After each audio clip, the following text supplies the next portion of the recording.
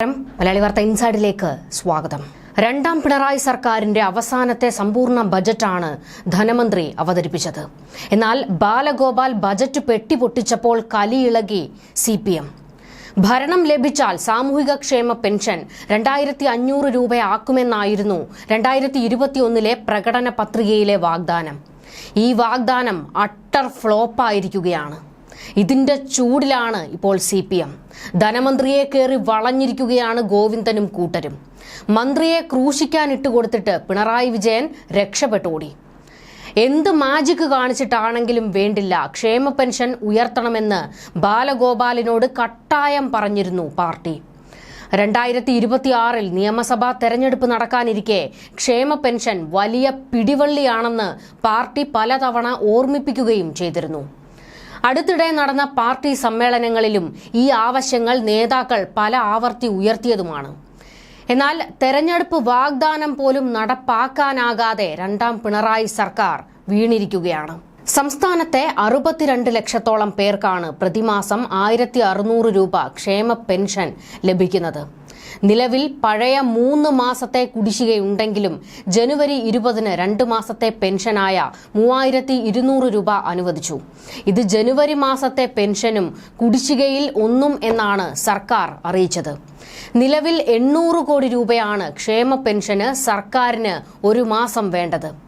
ഇപ്പോൾ ധനമന്ത്രി അവതരിപ്പിച്ച ബജറ്റിൽ ക്ഷേമ പെൻഷൻ 1 രൂപ പോലും ഉയർത്തിയിട്ടില്ല. പകരം പ്രഖ്യാപിച്ചിരിക്കുന്നത് കുടിശ്ശിക സമയബന്ധിതമായി കൊടുത്തു തീർക്കുമെന്നാണ്. ക്ഷേമ പെൻഷൻ 100 രൂപ പോലും കൂട്ടാത്ത ധനമന്ത്രിയുടെ കഴുത്തിന് പിടിച്ചിരിക്കുകയാണ് CPM. വലിയ പൊട്ടിത്തെറിയാണ് ഇപ്പോൾ പാർട്ടിയിൽ ഉണ്ടായിരിക്കുന്നത്. ധനമന്ത്രി ബാലഗോപാലിനെതിരെ തിരിഞ്ഞിരിക്കുകയാണ് ഗോവിന്ദൻ ഉൾപ്പെടെയുള്ള മുതിർന്ന നേതാക്കൾ എല്ലാവരും. ഒരു 3ാം ഭരണം കൂടി സ്വപ്നം കണ്ടു കഴിയുകയാണ് CPM. പിണറായി വിജയൻ മുഖ്യമന്ത്രി ആകില്ല എങ്കിൽ ആ കസേര തനിക്ക് കിട്ടുമല്ലോ എന്ന വലിയ ആത്മവിശ്വാസത്തിലാണ് MV ഗോവിന്ദൻ ഉണ്ടായിരുന്നത്. എന്നാൽ ഒരു 3ാം ഭരണം ഉണ്ടായാൽ തന്നെ വീണ്ടും പിണറായി തന്നെ എത്തും എന്നുള്ള ചർച്ചകളും നടക്കുന്നുണ്ട്. എങ്കിലും ഏതെങ്കിലും ഒരു വിധത്തിൽ പിണറായിയെ വെട്ടിവീഴ്ത്തി കസേര കിട്ടുമോ എന്ന് MV ഗോവിന്ദൻ നോക്കുന്നുമുണ്ട്. ഇതിനിടയിലാണ് ക്ഷേമ പെൻഷന്റെ കാര്യത്തിൽ അടിപതറി MV ഗോവിന്ദൻ വീണിരിക്കുന്നത്. MV ഗോവിന്ദൻ ഇതിനു മുൻപും പല ആവർത്തി പറഞ്ഞിരുന്നത്, കിട്ടുന്ന വേദികളിലെല്ലാം കയറി ഇറങ്ങി പറഞ്ഞുകൊണ്ടിരിക്കുന്നതും ക്ഷേമ പെൻഷൻ ഉയർത്തുമെന്ന് തന്നെയായിരുന്നു. സാമ്പത്തിക പ്രതിസന്ധിയിലൂടെയാണ് സംസ്ഥാനം കടന്നു പോകുന്നത് എന്ന് ബോധ്യമുണ്ടായിട്ട് പോലും MV ഗോവിന്ദൻ അതൊന്നും ഒരു പ്രശ്നമേ ആയിരുന്നില്ല. എന്ത് കാണിച്ചിട്ടാണെങ്കിലും വേണ്ടില്ല, ക്ഷേമ പെൻഷൻ ഉയർത്തണമെന്ന് തന്നെ വാശി പിടിച്ച് നടക്കുകയായിരുന്നു. കഴിഞ്ഞ ദിവസം ക്ഷേമ പെൻഷൻ കൂട്ടുന്നത് സംബന്ധിച്ച് മുഖ്യമന്ത്രിയും ധനമന്ത്രിയും ചർച്ച നടത്തിയിരുന്നു. 800 രൂപ കൂട്ടിയാലേ പ്രകടന പത്രികാ വാഗ്ദാനമായ 2500 എത്തൂ. അതിന് സാമ്പത്തിക പ്രതിസന്ധി തടസ്സമാണെന്ന് ബാലഗോപാൽ വ്യക്തമാക്കിയിരുന്നുവെന്നാണ് വിവരങ്ങൾ. 200 രൂപയെങ്കിലും കൂട്ടിയേക്കുമെന്ന വിവരങ്ങൾ ഉണ്ടായിരുന്നു. 2026 നിയമസഭാ തെരഞ്ഞെടുപ്പുണ്ട്. അതുകൊണ്ട് തന്നെ ക്ഷേമ പെൻഷൻ 2500 രൂപ ആക്കേണ്ടതുണ്ടെന്നും 500 രൂപയെങ്കിലും കൂട്ടണമെന്നും കൂട്ടിയേ തീരൂ എന്നുമായിരുന്നു പാർട്ടി അഭിപ്രായപ്പെട്ടിരുന്നത്. ഒപ്പം കുടിശ്ശികയും കൊടുത്തു തീർക്കണമെന്ന് വാശി പിടിക്കുകയും ചെയ്തിരുന്നു. അതുകൊണ്ട് തന്നെ ക്ഷേമ പെൻഷൻ 2500 രൂപ ആക്കേണ്ടതുണ്ടെന്നും അത് നടന്നില്ലെങ്കിൽ 500 രൂപയെങ്കിലും കൂട്ടിയേ മതിയാകൂവെന്ന് പാർട്ടി അഭിപ്രായപ്പെട്ടിരുന്നു. ഒപ്പം കുടിശ്ശികയും കൊടുത്തു തീർക്കണമെന്നും പാർട്ടി നിർദ്ദേശം കൊടുത്തത്. ഇതിലൂടെ തദ്ദേശ തെരഞ്ഞെടുപ്പിൽ വോട്ട് ഉറപ്പിക്കാം എന്നായിരുന്നു പാർട്ടിയുടെ പ്രതീക്ഷ. സാമ്പത്തിക പ്രതിസന്ധി വെല്ലുവിളിയാണെന്ന് ബാലഗോപാൽ അപ്പോഴും ആവർത്തിച്ചിരുന്നു. പ്രകടന പത്രികയിലെ വാഗ്ദാനം നടപ്പാക്കാൻ പറ്റാത്തതിന്റെ അമർഷത്തിലാണ് MV ഗോവിന്ദനും കൂട്ടരും.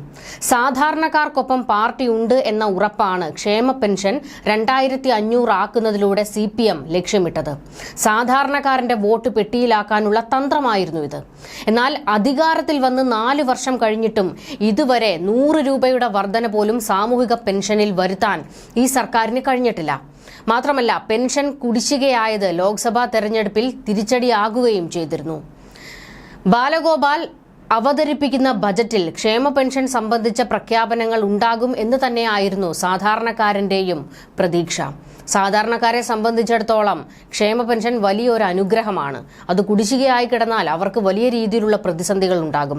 കാരണം പല ആൾക്കാരും അവരുടെ മരുന്നിനും ഒക്കെ ഈ തുകയാണ് ആശ്രയിച്ചിരുന്നത്. എന്നാൽ അതിൽ ₹1 പോലും കൂട്ടിയിട്ടില്ല എന്ന് മാത്രമല്ല, ഉണ്ടായിരുന്ന പ്രതീക്ഷ കൂടി അസ്തമിച്ച അവസ്ഥയിലാണ് സാധാരണക്കാരുള്ളത്.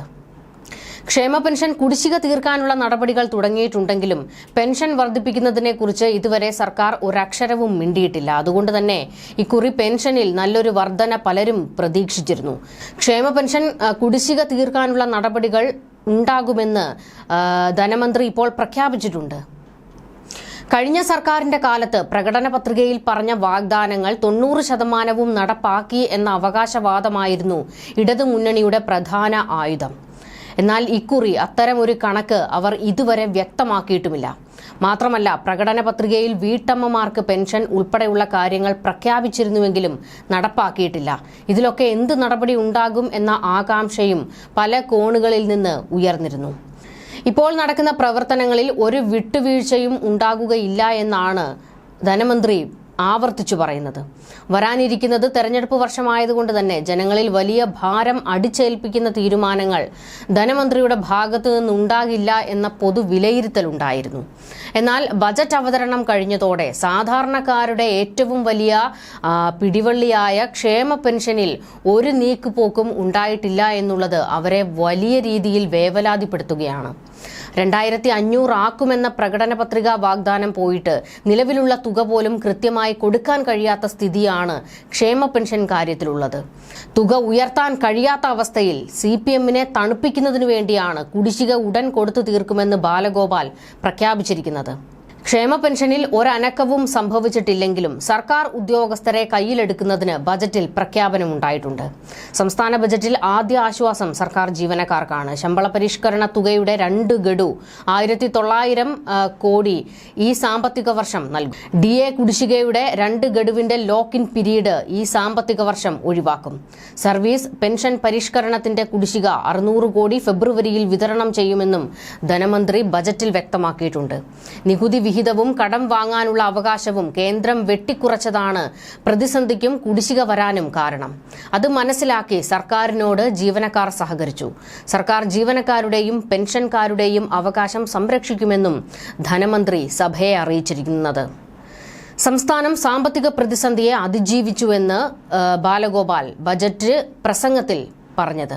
കേരളത്തിന്റെ ധനസ്ഥിതി മെച്ചപ്പെട്ടുവെന്നും അതിവേഗ വളർച്ചയുടെ ഘട്ടത്തിലാണിപ്പോൾ കേരളമെന്നും പറഞ്ഞുകൊണ്ടാണ് ധനമന്ത്രി ബജറ്റ് അവതരണം തുടങ്ങിയത്. പ്രതിസന്ധിയെ അതിജീവിച്ച് കേരളം ടേക്ക് ഓഫിന് തയ്യാറാണെന്നും മന്ത്രി വ്യക്തമാക്കിയിട്ടുണ്ട്.